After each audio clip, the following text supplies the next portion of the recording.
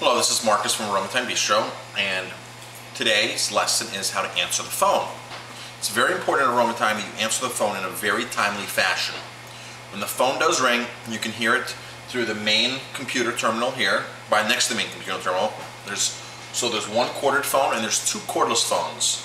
So you do work on a slower night by yourself, it's recommended that you keep a phone with you. Sometimes Jamie will sometimes forward the phones to her, so you don't have to answer the phones if you're here on a slower night and there's not enough staff. But on a Thursday, Friday, Saturday, Sunday, on the weekends when the phone rings, it's a great example. Pick up the phone. Aroma Time Bistro, this is Marcus. How may I help you?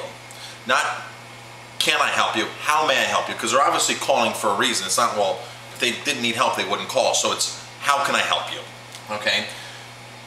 Very important that the phone's answered in 2 rings. 3 the very, very, very most. As soon as you hear the phone ringing, and if you're at a table and the phone's ringing, you have to answer the phone. Just say, excuse me, I need to answer that, I'll be right back. The customers will understand. It's really annoying to hear a phone ring and ring and ring. Like when you go to a restaurant, the phone just starts ringing and ringing and ringing. Our phone will go to voicemail. Of course, the voicemail will go off here, and the greeting will go on. So around in the immediate area, you can actually hear that recording come off. So it's very important that you get to the phone in a very, very timely fashion, and if you are going around to just have a phone with you or make sure Jamie has a phone up in the office. Now when you take a reservation, you come to the reservation book. Oh, also when you answer the phone, never say hold please, never. Right. So when you pick up the phone, Aroma Time Bistro, this is Marcus, how may I help you? If you have another line ring, because we have 2 lines, never say Aroma Time, can I have you hold? We never want to have a customer saying, start the conversation with them and then say, you know what, I have another person on another line, can I get right back with you, okay? Or hold on please, or can you hold on? Always put it in their court, because maybe they have something that they immediately need to speak to somebody about. But it's so annoying when you call a place and they're like, hello, ShopRite, can you please hold? And you can't even get a word out of your mouth and all of a sudden you're on hold. We never want to have a customer experience that. So when you come to the reservation book, the reservations are always done in pencil. The most important thing is to obviously get their name. Please spell their name out, first and last name sometimes if you can, because sometimes people will say, Walter Scott. Well, when they come to the reservation at the door, they might say, well, hi, the Scott party's here, and they might have wrote it under Walter. So it's great to get both names, or just say, first name is fine. Phone number is extremely important, and the way we like to explain that is, and some people say, well, why do you need my phone number? I said, well, if you happen to leave something, a wallet, eyeglasses, credit card, a coat, scarf, or gloves, we can easily call you to let you know that we have your wallet here, or your credit card here. Customers like that. And then the customer will relax and say, oh, okay, I have no problem giving my phone number. The time and how many people are in your party. Now, after you take the reservation, you want to repeat everything back to them. So you say, okay, I have your reservation down for Sunday, April 2nd, party of 2 at 6:30 under the name of Walter Scott. Sometimes people will call and they say, I'm coming Sunday, April 2nd, and it's really Saturday, April 2nd. So people do get dates confused back and forth, so you always want to repeat to them. And sometimes we will get the dates confused writing it down because we might go to the wrong gate or hear something. So very important, pencil with the reservation, never write in here in pen. If somebody's calling, they have a food allergy, food sensitivity, or birthday, just write anything down here. Now it's extremely hard for us to guarantee tables. We never tell a customer that, if the customer will call and say, well, I want to have a booth. We never say, sure, that's fine. We always explain to the customer, I will do my very, very best to make sure that you get a booth, but however, I cannot promise because it's hard for me to judge when the person before you is going to finish eating. And usually they understand at that point. So just make sure it's explicit. Never say no to them. Just say, customers don't like to hear the word no. Just say, I'll try my very best. I'm just not sure I can guarantee it.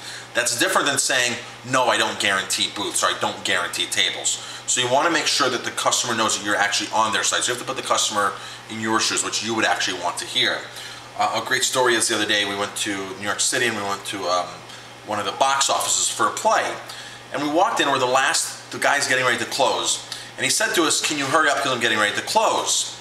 And we all looked at each other and said, well, gee, I guess they don't want our business. He could have said, I'm getting ready to close, you're my last customers, let's make sure you guys get some great seats today.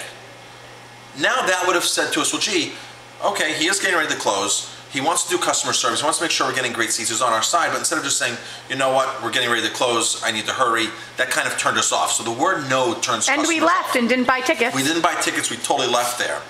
So, really say, I would love for you to get a booth. I just can't guarantee it. Let me write it down, and if I can work it in, you'll be my first ones on the list. Then the customer knows that you're working for them and not just the no person. People don't want to hear quackers. They want to hear people that are going to really respond in a positive way and reinforce and understand, even if we have to skirt around the word no. So reservation book, answer the phone. Now the phone has 2 lines. There's a hold button on the phones. So you can actually put somebody on hold and then talk to another person on another line. Now the cordless phones are nice because the cordless phones, I don't have one around here, but the cordless phones, if you're on line 1 and the phone is ringing, you can automatically go to line 2 without putting a hold button on. Line 1, line 2. And it puts it on hold automatically for you, the cordless phones, which is neat. Now if you're working over here, these phones, you actually have a hold button up here.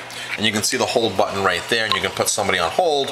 What happens is now the line is blinking here, and so the phone is hung up on hold.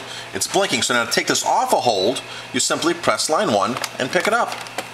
And say, hi, this is Marcus, or whatever you're going to say, okay? And then you can go back and forth. Make sure when you answer the phones, you always answer in a professional manner, and you're always as nice as possible. And maybe you want to talk a little bit about information that people might want on their phone, or if Marcus and I are not here. People are going to ask about, the menu items and things like that. Everything's available on our website. You want to give as much information as you can on the phone. So I'd be happy to read our menu to you or our specials, and I also have them available online for your convenience. Now, most people will say, well, gee, I'd rather go online and read at my convenience or this or that. So you have to put the ball in both their courts. But you have to be prepared to say, here are my daily specials, here's the menu, what kind of food we serve. People are going to say, how about directions? Directions, again, are available on the website, but if you can say, well, where are you coming from? I'm coming from the Kingston area.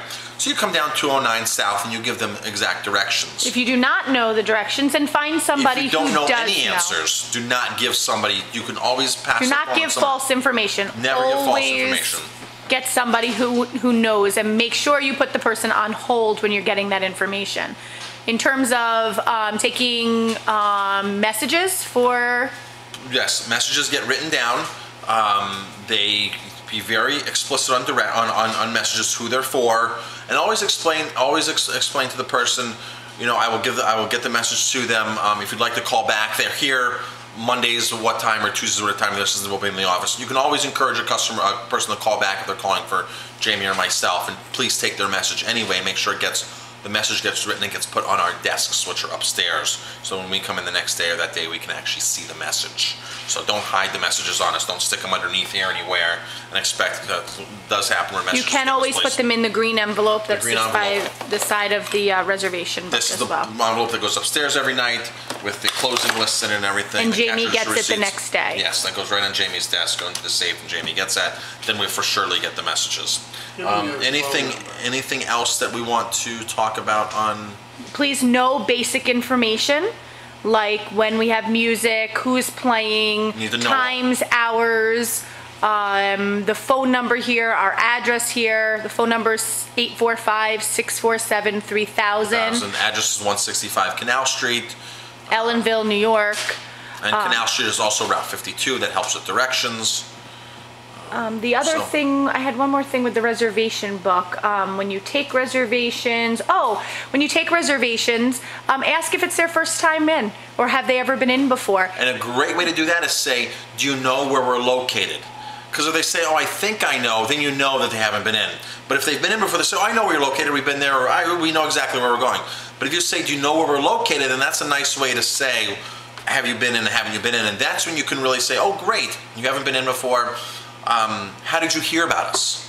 Then they'll say, oh, I read it on the web, or they'll tell you how, and that helps Jamie and I in our marketing efforts, because we want to market to the people or to the way people are finding us to begin with, which is extremely helpful. So a polite question like that, do you know where we're located, is totally appropriate, and we encourage you to do that. So if you have any questions at all on how to answer the phone or to take reservations, please ask. Make sure that you watch the reservation book. If you have a lot of reservations at 7 o'clock, try to space them out. to 6:45 or 7:15. Make sure during the Shadowland time, which is May through October, that we're extremely careful with the reservations that we do take. Jamie keeps an eye on the reservation book, and so does some of the other key staff that have been with us a long time who know, the reservation book. Reservations, exactly. So please Because there's certain times we don't take reservations when the theater's in next door, like because we never take a 7 o'clock reservation because it's hard to do. And we'll explain all that through staff training and through other videos. So hope this helped you with on how to answer a phone and how to handle a reservation today. If you have any questions, please feel free to bring it up in a staff meeting or let us know.